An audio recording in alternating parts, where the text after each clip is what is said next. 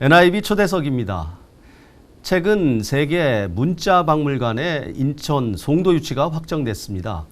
이에 따라 훈맹정음으로 불리는 한글 점자를 창시한 송암 박두성 선생이 재조명되고 있습니다.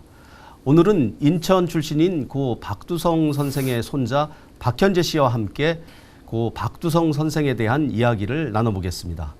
예, 박 선생님 안녕하세요. 안녕하세요. 네. 예, 반갑습니다. 우선 우리 박 선생님 본인 소개를 좀 부탁드리겠습니다. 예. 저는 인천 태생입니다. 인천시 중구 율목동 25번지에서 태어났습니다. 거기를 옛날 어른들은 밤나무골이라고 하는데 저는 옛날부터 지금까지 거기서 무슨 밤을 주워본 적은 없습니다. 그 밤나무골이고 한옥들이 굉장히 많은 동네입니다. 제가 태어났을 때는 제 할아버지 할머니는 물론이고 증조 할아버지까지 살고 계셨고 제 큰아버지 큰어머니 큰고모 작은고모 또 삼촌 아주 가족들이 많이 있었고 또 할아버지가 또 한글 점자를 만드신 덕택에 맹인들이 집에 많이 다니셨고 또 할머니가 교회 또 열심히 다니셨기 때문에 교회에서도 손님들이 많이 오셨고 아주 오래된 한옥이고 그런 집에서 제가 태어났고 아마도 지금 제가 생각하기에는 할아버지가 제가 태어났을 때 비로소 자식 사랑을 느끼시지 않았나.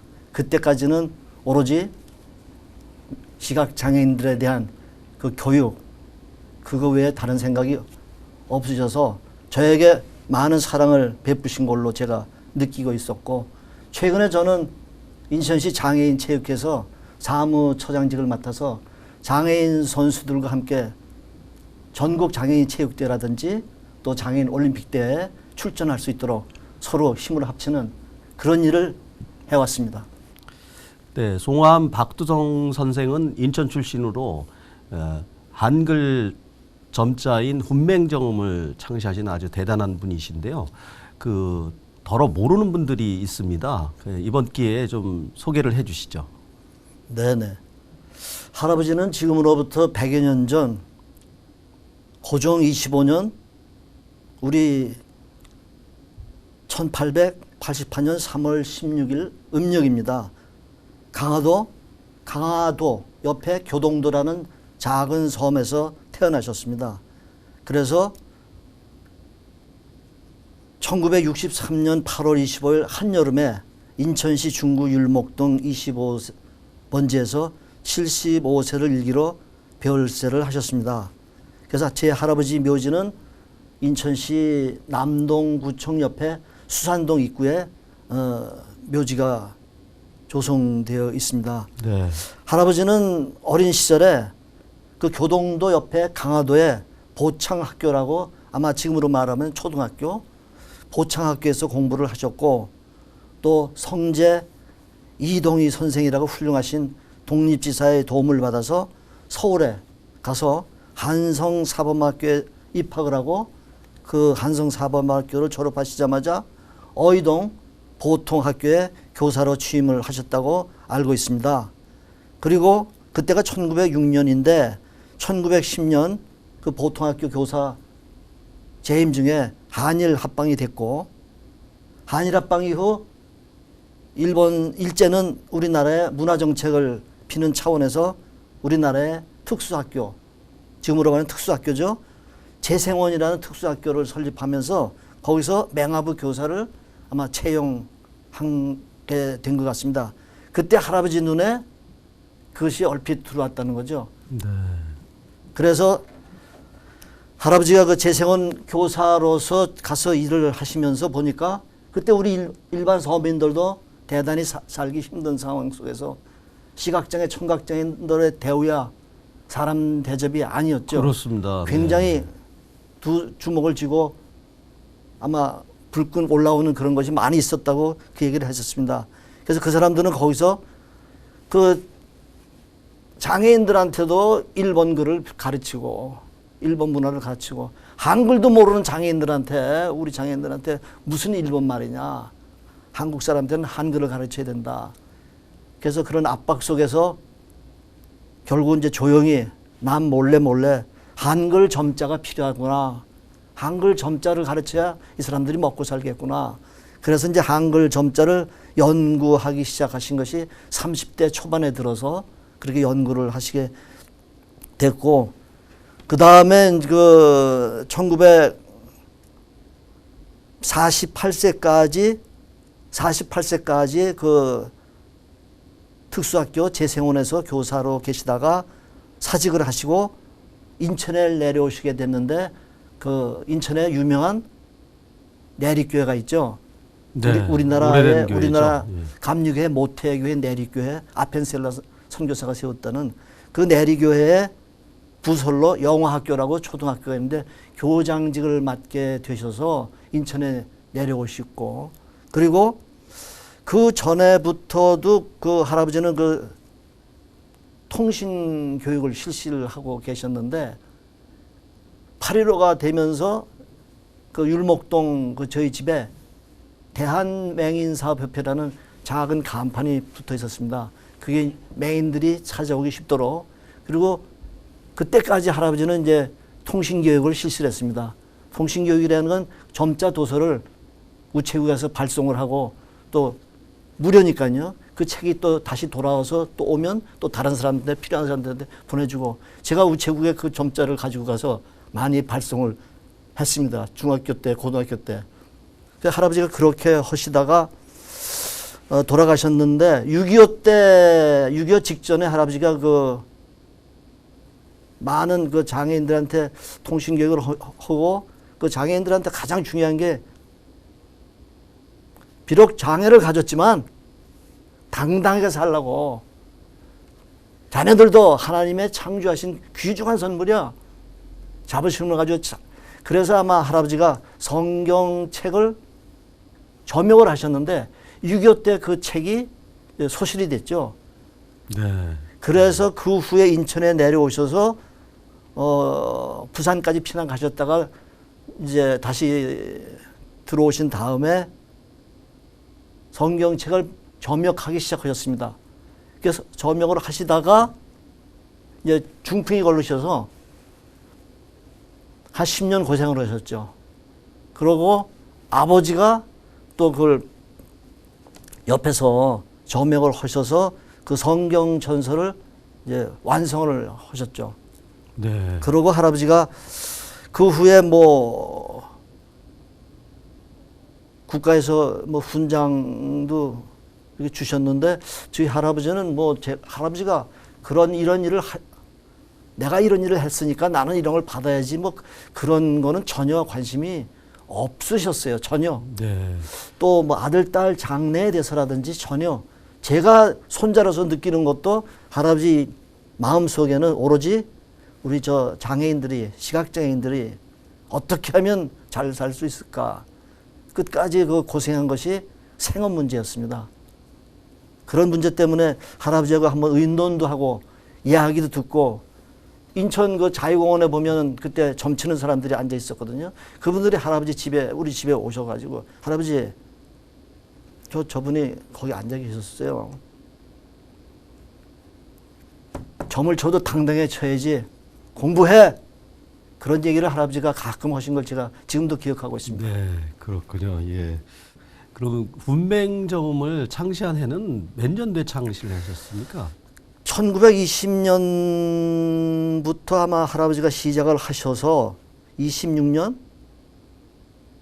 한 5, 6년 후에 11월 4일 날 반포를 하셔서 정부 수립 이후 11월 4일을 10월 9일 한글날처럼 11월 4일을 한글 점자 기념일로 제정이 됐습니다. 네.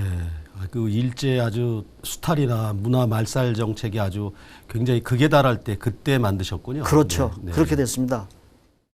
그 우리 송암 선생은 돌아가셨지만 그 과거에 같이 생활하셨던 또 그런 부분들이 이제 생각이 나실 텐데, 그 바로 옆에서 손자가 본 우리 박두성 선생은 어떤 분이셨습니까? 할아버지, 제가 생각하기에는 그렇습니다. 저는 이제 손자 입장에서 굉장히 행복하게 할아버지 할머니한테 사랑을 받고 자랐는데, 저희 아버지 때는 그냥 한마디로 엄하셨다. 제 고모님이 점역을 하려면 보고 점역하고 할 수도 있지만 시간이 가니까 고모님한테 성경책을 읽어라. 네.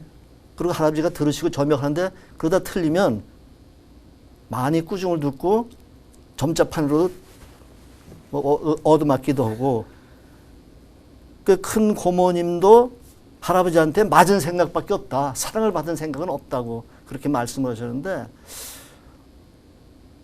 저는 제가 볼 때 저희 할아버지는 춥다 덥다 뭐 쓰다 달다 이런 얘기를 안 하시는 분이에요. 저희 집에는 부채가 없어요.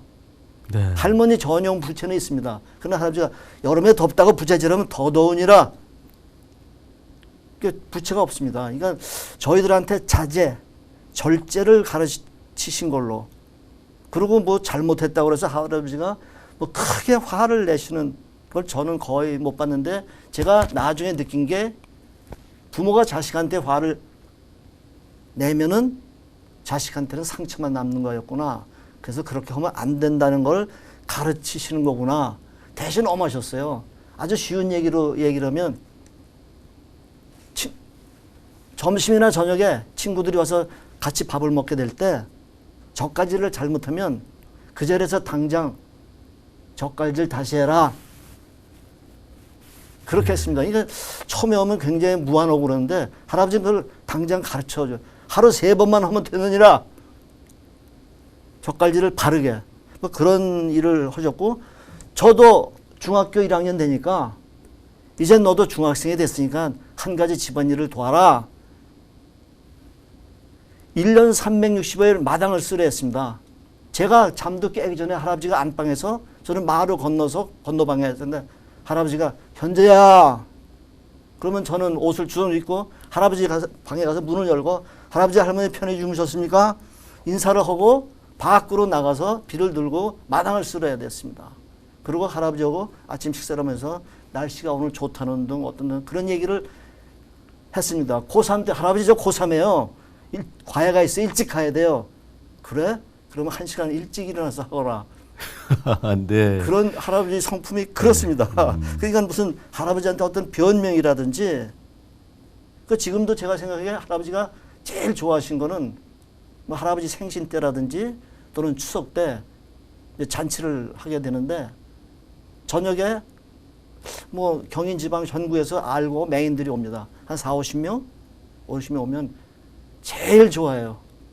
마치 심청전에서 심청이 아버지를 불러서 잔치하시듯이 할머니가 오늘은 뭐가 있고 반찬은 뭐가 있고 할머니가 소개를 하고 그러면 할아버지는 옆에서 그거를 제일 좋아하셨다. 그래서 저 지금도 느낌이 뭐 제가 공부 잘했다 또 공부 못했다 할아버지는 관심이 없어요. 오직 시각장애인들 어떻게 뭐 아시다시피 시각장애인들 훌륭한 분들이 아주 대단히 많습니다. 제가 알기에도 책에도 나와 있지만 석박사가 200여 명이나 되고요. 네. 목사 되시는 분들도 100여 명이나 되고요. 대표적으로 부시 대통령 그 시절에 국가장애인정책위원회 부위원장직을 맡았던 강영호 박사라고 있습니다. 네, 지금 돌아가셨죠. 예, 3년 전에 예. 돌아가시고 올해도 추모 뭐 예배를 봤는데 그런 훌륭한 네. 분들이 아주 한국 사람으로서 굉장히 많이 있습니다. 그러니까 할아버지는 무슨 제가 짜증을 부리고 그러면 뭐 종아리 들고 뭐 그런 게 아니라 저 사람들을 좀 봐. 손가락을 하죠. 장애인들을 보라고. 옆에서 집에 오셔서 점자책을 읽으시거든요. 이렇게 쭉쭉쭉쭉. 제가 뭐라고 짜증내면 저 사람들을 봐라. 손으로 가르치면 말이 별로 없으셨어요. 네. 춥다 덥다 그런 게 없으신 할아버지가 제 할아버지입니다. 네, 지금 말씀을 듣고 보니까 아주 굉장히 엄하셨고 또 그 가정에서도 생활보다는 또 주로 시각장애인이나 이런 분들을 위해서 아주 평생을 살아오신 분처럼 잘 느껴지고 있습니다. 그렇게 또 자식들한테는 또 엄하게 하셨던 것 같은데요. 그 교동에서 태어나셔가지고 이제 중구 율목동에서 대가정을 이제 꾸리고서 생활을 하셨다 그랬는데요. 그 부분도 좀 말씀을 해주시죠. 저희 집은 식구가 많아서 그런지 항상 잔치집이었어요. 아마 할아버지 할머니 식구들이 많아서 그 부엌에서 일하시느라고 제 어머니나 큰어머니나 제 고모님들은 고생이 많으셨다는 걸 이제야 제가 조금 느낌이 가는데 네. 식구들은 많고 손님들 자주 오시고 항상 즐거운 집안이었습니다. 그렇지만 참 엄하셨어요. 뭐 비가 오나 눈이 오나 저는 마당을 쓸어야 했습니다. 뭐 공부 잘했다고 특별히 칭찬해 주는 것도 없고 공부 못했다고 꾸중하는 것도 없습니다. 제 작은 아버지가 공부를 잘하신 모양이에요. 뭐 서울대 수학과로 졸업하고 공사교관으로 계실 때 율목동 집에서 같이 있었는데 어느 날 저보고 난 네 할아버지한테 10원 한 장 받은 게 없어? 네. 저만 사랑받고 독차지하고 있다는 거죠. 공부 잘해서 장학금 받았으면 됐는데 그만큼 할아버지가 엄하셨다는 거는 제 생각에는 할아버지는 그 장애에 대한 관심이 있으니까 자식들은 당연히 본이 돼야 되지 않겠나 그런 차원에서 그렇게 엄하시게 하셨던 것 같아요. 네, 예. 그 시각장애인과 관련해서 그렇게 이제 생활을 해오시기도 했는데, 그럼 우리 송암 선생과 관련된 시각장애인에 대한 에피소드도 있으면 좀 설명을 해주시죠. 제가 생각하기에는 어느 날 제가 고등학교 2학년 때쯤인데 청각장애를 가진 주부가 오후에 오셨는데 할아버지하고 심각한 대화를 하고 계셨어요. 저는 수화를 모르니까 나중에 할아버지한테 여쭤봤더니 그때 대단히 어려워서 서울로 식모살이를 가야 되기 때문에 살림살이를 좀 맡아달라 할아버지한테 부탁을 드리러 오신 거죠. 그러니까 할아버지는 참 너무 애처롭고 힘들어서 물론 그걸 맡았습니다. 집에. 집 둘 안에 두어뒀었는데 할아버지 돌아가신 다음에 나중에 제가 그걸 보니까 무슨 도구라고 살림 가구라고 할 정도는 아니었는데 할아버지는 그때 그분을 보고 굉장히 어려운 어떻게 해야 시각장애든 청각장애든 잘 살 수 있느냐 그 생업 문제 때문에 많이 그런 걸 제가 할아버지 얘기하면 저는 시각보다 그때 그분이 청소년 시절에 이제 그 씬이 제가 아주 기억에 많이 남고 또 한 가지 저는 할아버지가 그 어이동 보통학교 교사 시절에 지금까지 이끌어 주시던 마지막 멘토였겠죠. 성재 이동희 선생이 여러 가지 사정이 여의치 못해서 국내에서는 독립운동을 하기가 힘들다. 나하고 중국으로 가자. 웬만한 젊은이면 그런 제안을 뿌리치기가 참 힘들었는데 남아서 제가 후학을 가르치겠습니다.